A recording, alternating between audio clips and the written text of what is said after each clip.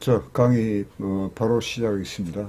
이번 강의는요, 이동평균선이 왜 중요한가 1강입니다.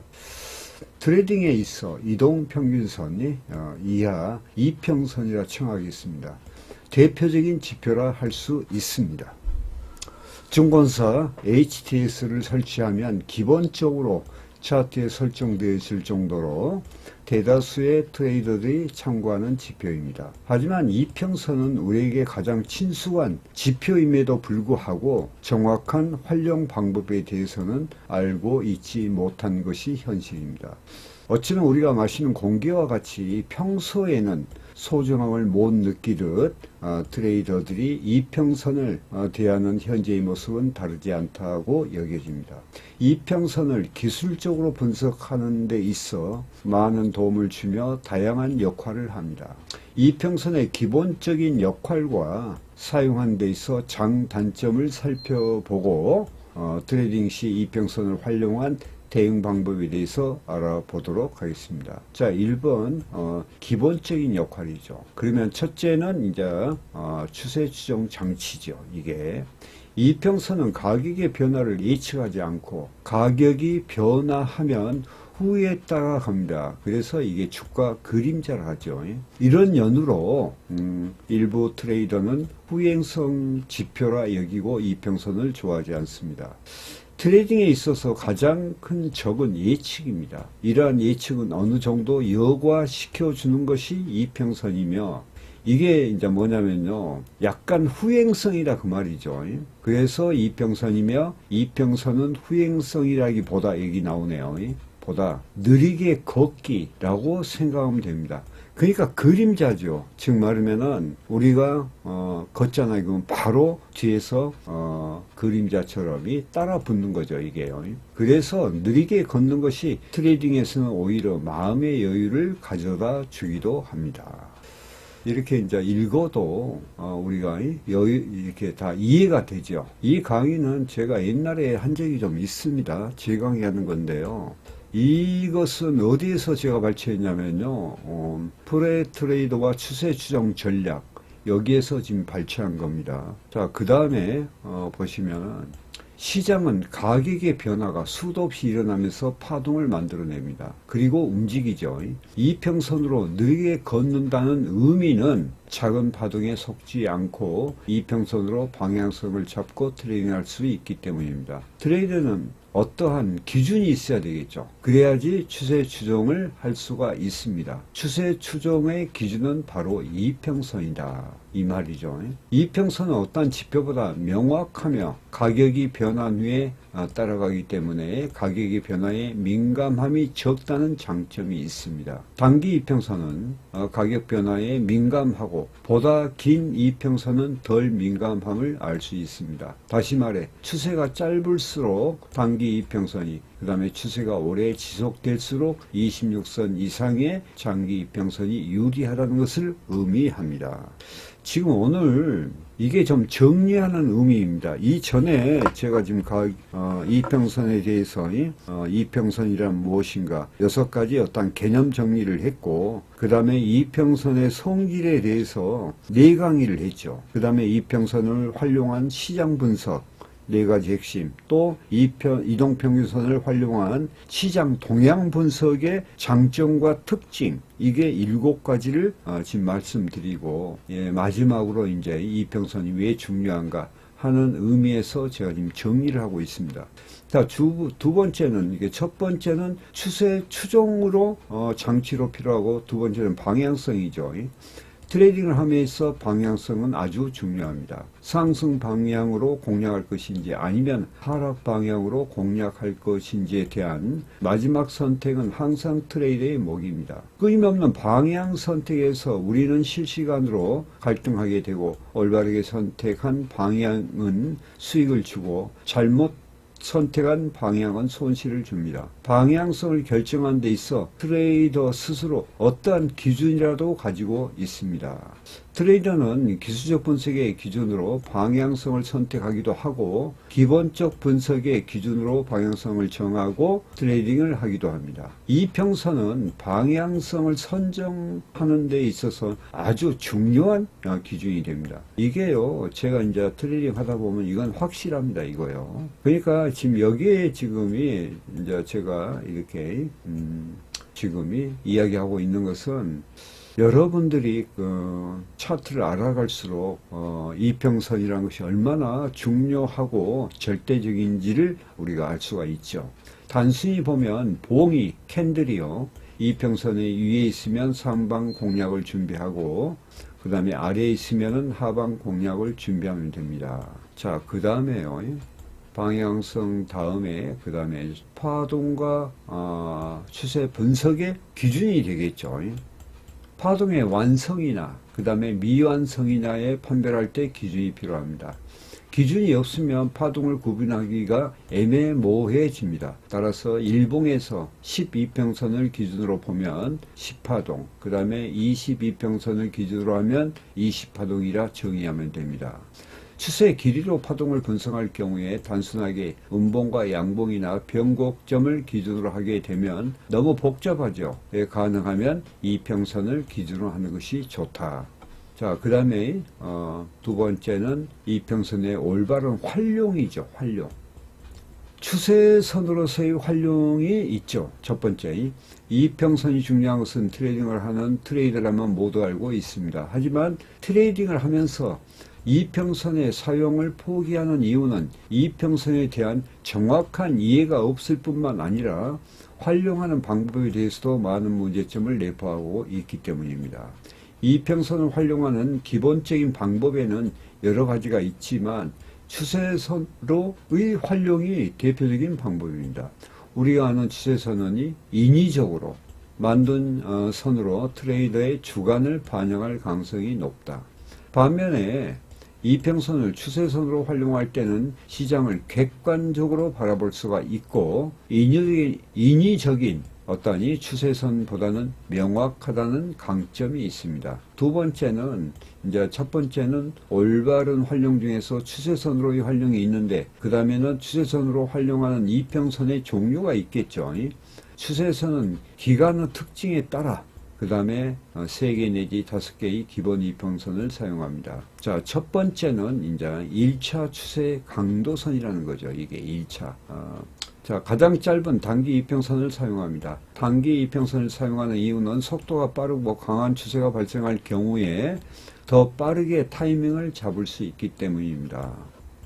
우리가 이제 보면이 어떠한 분봉에 따라서 이제 그 선들이 있는데, 이평선들이 있는데, 시간 스케일에 따라서 틀려지겠죠. 근데 보통 이제 1차 추세 강도선, 그 다음에 여기 보면 두 번째 2차 추세 강도선, 2차 청산선이라고 하죠. 자, 이걸 보면 1차 추세 강도선보다 조금 더 긴 이평선을 사용합니다. 2차 추세 강도선을 사용한 이유는 추세가 보다 오랜 기간 동안 지속될 경우 추세 추종을 하기 위해서 유리하기 때문입니다.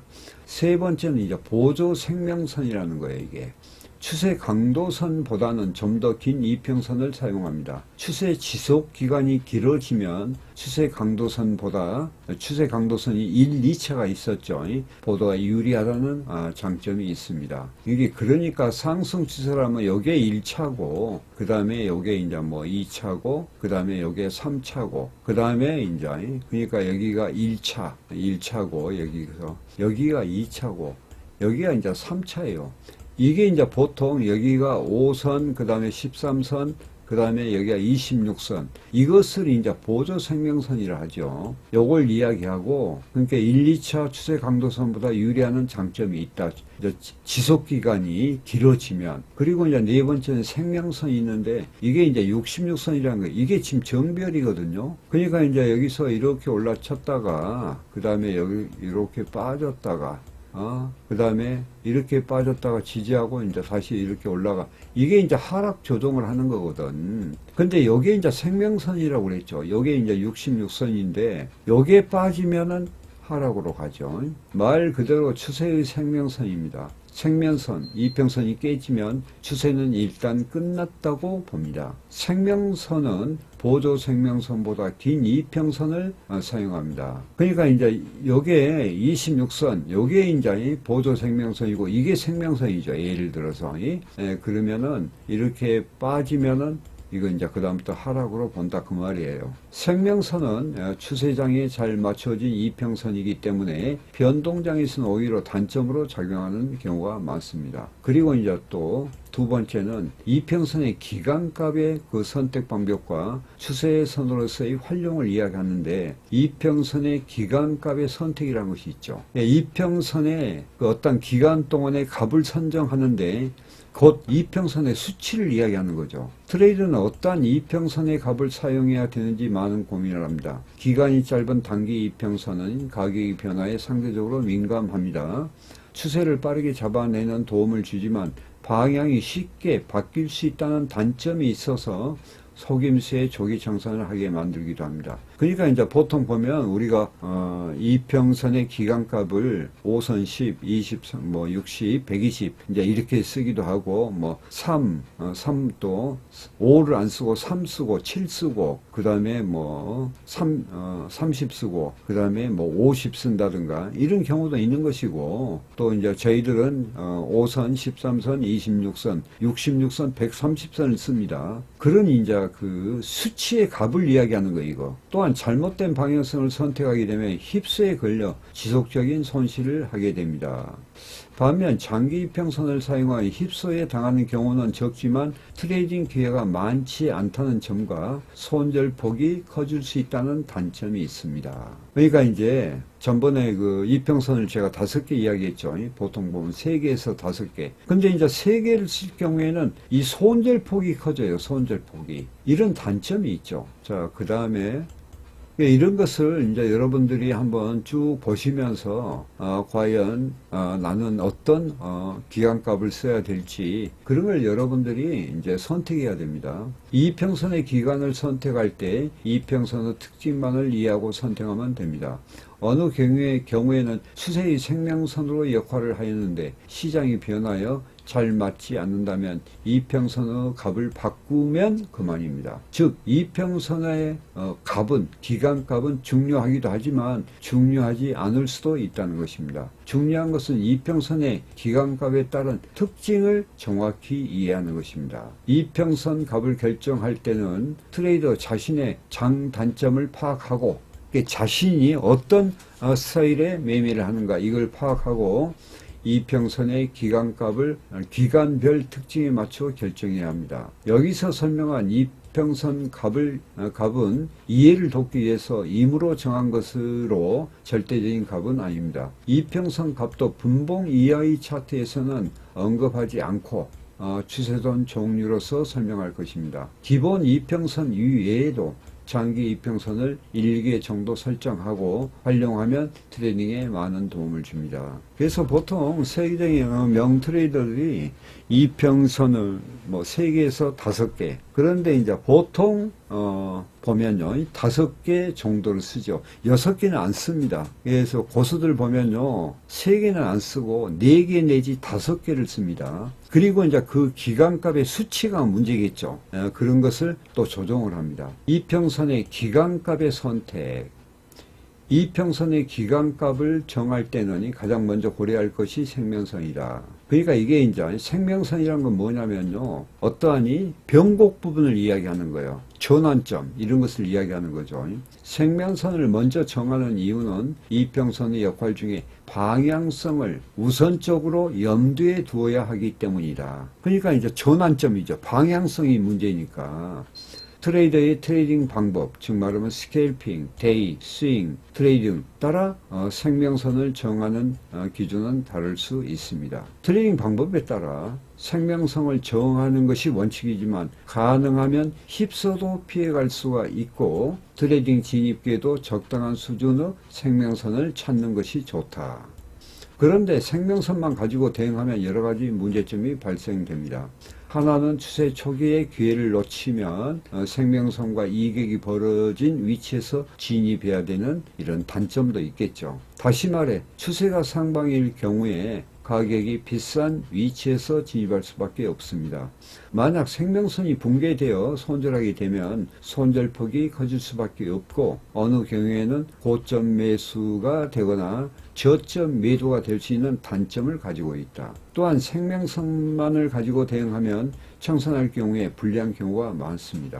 자, 이러한 문제점을 보완하기 위해 생명선보다 기간이 짧은 3개의 이평선을 추가로 이평선으로 설정합니다. 보조 생명선은 생명선, 이제 생명이 좀 길죠. 생명선 기간값보다 2분의 1 정도의 기간값을 정하면 되고 2차 추세 강도선의 기간값은 보조 생명선의 2분의 1, 1차 추세 강도선의 기간값은 2차 추세 강도선의 2분의 1. 그러니까 2분의 1, 2분의 1, 이 차이가 있죠. 보통. 그러니까 우리가 저 같은 경우에는 지금이 5선, 그 다음에 13선, 2분의 1이 안 되죠. 그 다음에 13선하고 26선은 딱 2분의 1이죠. 그 다음에 26선하고 66선은 22가 2분의 1이 안 되죠. 그 다음에 66선에 거기에서 그 장기 이평선으로 가면 130선을 사용하죠. 이렇게 조절이 가능하다 이거죠. 그리고 이제 이평선 종류가 좀 있어요. 종류가 이제 단순 이평이 있고 가중 이평, 그 다음에 지수 이평이라는 게 있죠. 근데 거의 비슷합니다. 자, 그 다음에 보면요. 본 장에서 정확히 알고 넘어가야 할 것은 이평선 기간값에 따른 특징과 추세선의 종류와 이해입니다. 추세선이라는 거 뭐라 했죠? 지금 말하면 1차, 2차 추세 강도선을 이야기한 겁니다. 자, 여기 나오네. 1차, 2차 추세 강도선, 그 다음에 보조 생명선, 그 다음에 생명선 등이 무엇인지 모른다면 이후에 전개되는 내용을 이해할 수 없기에 몇 번이고 반복해서라도 내 것으로 만들고 넘어가길 바랍니다. 자, 여기에서 어떠한 조언을 하자면 때론 하찮게 여기고 쉽게 생각한 것이 의외의 답을 찾을 수가 있다. 그 다음에 이제 세 번째는 이평선의 올바른 활용이죠. 활용. 전 강의에도 제가 이야기했지만 이평선의 기울기가 배열도가 중요하다 했죠. 자, 여기에서 이제 배열도 이야기가 나옵니다. 배열. 일반적으로 정배열이 되면 상승을, 그 다음에 역배열이 되면 하락한다는 것은 이미 많은 트레이더들이 알고 있습니다. 하지만 왜 이러한 현상이 일어나는지에 대해 명확히 알지 못합니다. 그 이유가 무엇이고 이평선 배열을 어떻게 활용해야 되는지 알아보겠습니다. 이평선 배열만으로 트레이딩을 하는 것은 쉬운 일이 아닙니다. 흔히 변동장에서는 이평선이 꼬이면서 수렴을 하고 추세장에서는 배열을 완성하면서 확장을 합니다. 그런데 수렴에서 확장하는 속도가 가격 변화에 비해 느리기 때문에 활용하기가 쉽지 않습니다. 가격은 저만큼 가고 있는데 이제야 이평선 배열이 완성이 되면 트레이드 심리가 어떨까요? 진입하다니 이미 추세가 진행되어 불리하게 진입하는 느낌이 듭니다. 한 템포 늦는 거하고 여겨지는 것입니다. 자, 상승을 지속적으로 하게 되면 이평선은 정배열이 되고 하락을 하게 되면 이평선은 역배열이 됩니다. 이평선이 정배열이 되어 추세가 지속된다는 것은 최소 설정한 기본 이평선 중 3개 정도는 이평선 위에서 봉이 움직이며 가격의 변화를 시켜나갑니다. 최소한 이평선의 3개 정도는요, 정배열이 돼서 상승한다면 나간다는 그 말이죠. 물론 역배일 경우에는 그 반대가 되는 것이고요. 아주 단순한 사실로서 이평선의 역할 중에 최소한 2가지는 만족하고 있습니다. 자, 추세 추정 장치로서 사용할 수 있고 또 다른 한 가지는 방향성을 정하는 기준이 될 수 있다. 지금 이 이평선에 대한 이야기를 지금 정리하고 있는 거죠. 대다수 트레이더는 진입에만 집중합니다. 진입. 그런데 트레이딩에 있어 진입이라는 의미는 오직 유리하게 진입하려는 심리만을 이야기합니다. 그래야만 한 번 진입으로 최대한의 수익을 낼 것 같습니다. 이러한 심적 영향으로 이평선의 배열은 한 템포 느리게 반응하기 때문에 중요하게 생각하지 않습니다. 이평선의 배열은 추세 추정, 그 다음에 현재의 방향성에 대한 판단, 그리고 중간 진입이나 재진입하는 데 있어 아주 유용한 시장의 신호다. 이게 중요하죠. 이게 중요해요. 이게. 최소한 추세 추종자가 되고자 하는 꿈을 가지고 있다면 이평선 배열이 주는 현재 시장의 신호를 간과해서는 안 됩니다. 이평선 배열만큼 강력한 시장의 신호가 또 있을까요? 자, 이평선 배열이 추세 방향으로 정배열 또는 하락이면 역배열이 되어 있다면 추세 추종을 해도 되지만, 어떤 이평선의 배열이 꼬여 있다면 이평선, 이게 이제 혼재 구간이라 합니다. 난해한 구간이죠. 추세가 약하다고 시장이 알려주는 신호이므로 추세 추종보다는 리스크 관리에 집중해야 됩니다. 이평선 배열을 판단하는 것만으로도 시장의 강도를 알 수가 있다. 근데 이제 이런 문제에서 제가 이제 저희는 단순히 지금 설명하는 것은 이평선에 대한 것만 설명하는 거예요, 지금. 그런데 저희 코뎀 트레이더는 이평선과 그 다음에 볼린저 밴드와 조합이 되어 있죠. 그리고 이것을 시간 스케일로 나누는 거야. 한마디로 나눠서 6중 스크린 거래 기법은요, 분봉을 딱 돌려보면 처음에는 아주 섬세하게 중간, 그 다음에 상위에서 여기에서 어떠한 추세 추종이나 방향성이나 이것을 보느니 이런 스케일을 갖고 있죠. 이 기법은요, 1984년도에 미 서물지에 게재된 거, 이게 이제 알렉산더 엘더 박사죠. 박사가 3중 스크린 거래 기법을 발표를 했죠.